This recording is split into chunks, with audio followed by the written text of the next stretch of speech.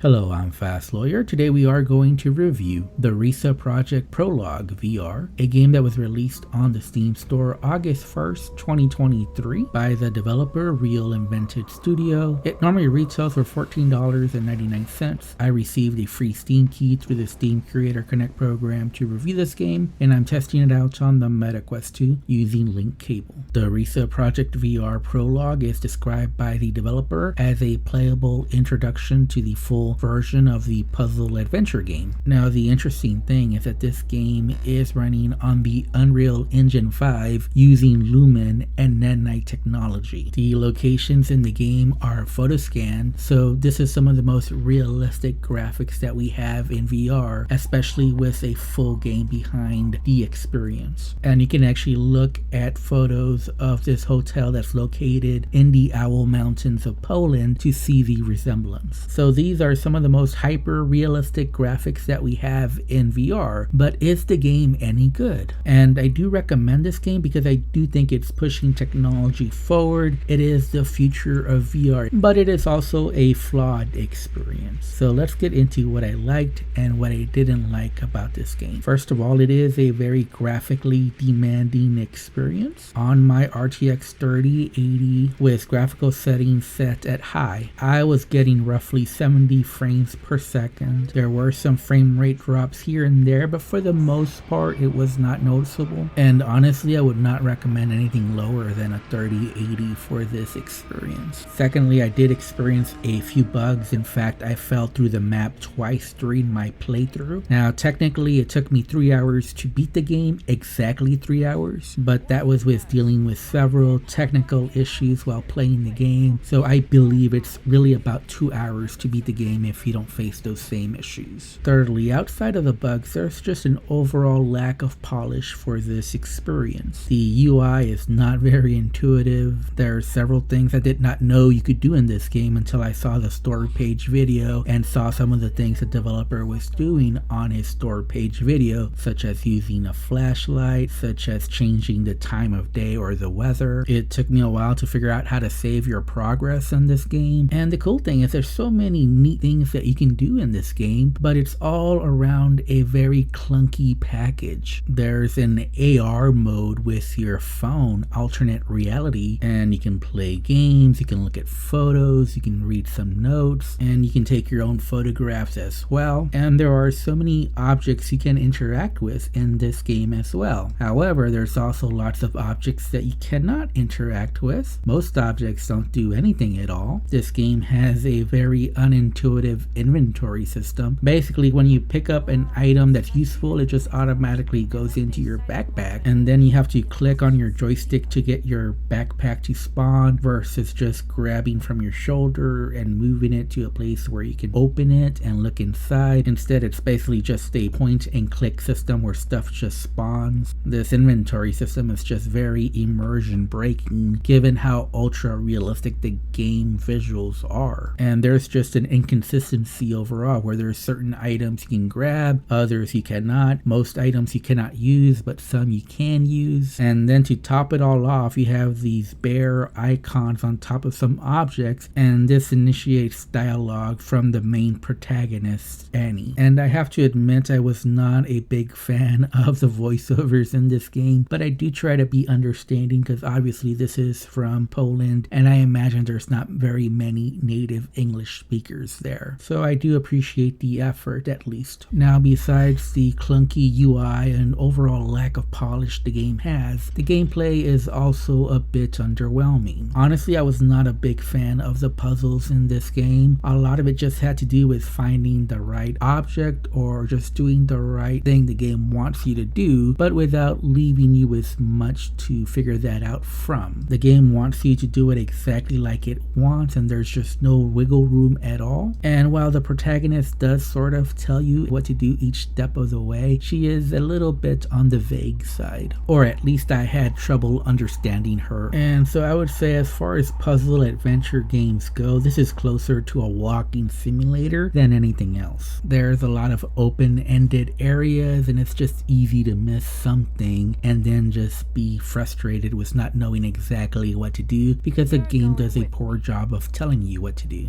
And I want to say there's There's only actually 1 or 2 real puzzles in this game, and one of them is a code that you're given early on and you just have to enter it into the safe. And the only other puzzle is a music puzzle. You just have to play some notes on a piano. I found it very easy, but I heard some people had trouble with it. So I mentioned a lot of negatives, but there are some positives to this game, and there is a reason why I am recommending it. Obviously, this game is very innovative. It is pushing VR technology forward with the use of not only the Unreal Engine 5, but of the Lumen and Nanite technologies. And there is not a more realistic game experience in VR. There are more realistic environments in VR, but not a whole game that's more realistic looking than this one. It doesn't mean the visuals are perfect. There's several issues. The water didn't look very realistic. The character models weren't the best I've ever seen. Lighting in some areas didn't look very realistic at all. And especially in the forest area, you'll notice some spots that are just not realistic at all, where there's just missing geometry. And I think it's very cool how you can change the time of day or the weather using your smartphone.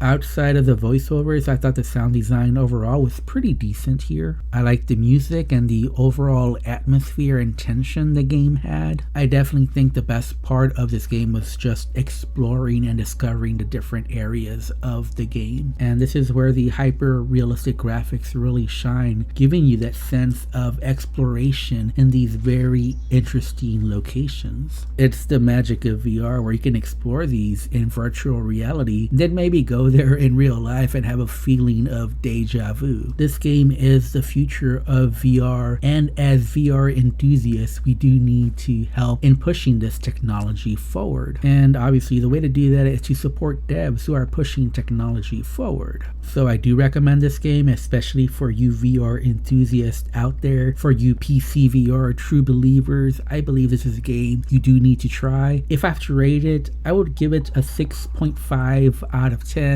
It's not perfect, but it does give you a glimpse into the future. Anyways, I'm Fast Lawyer. This has been my review for the Riese Project Prologue VR. If you enjoyed this video, don't forget to like, comment, and subscribe. And as always, have a wonderful day and enjoy the rest of the video.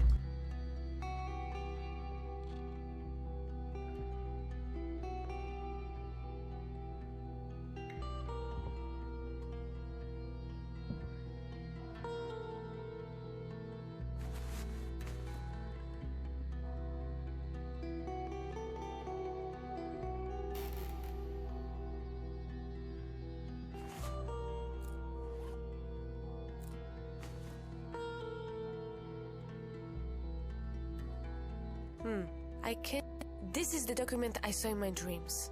I was beginning to think I dreamed it up, but no. It even has my drawing on the side. But where does the map lead? It's definitely somewhere around here. Wait, what are these markings? They look like music notes. Another clue. Or maybe just some old piece of music hastily written on the side. It's better to investigate it. Luckily, I've seen a piano somewhere around here. I can see all the tunnels of the Riese complex, even longer than now.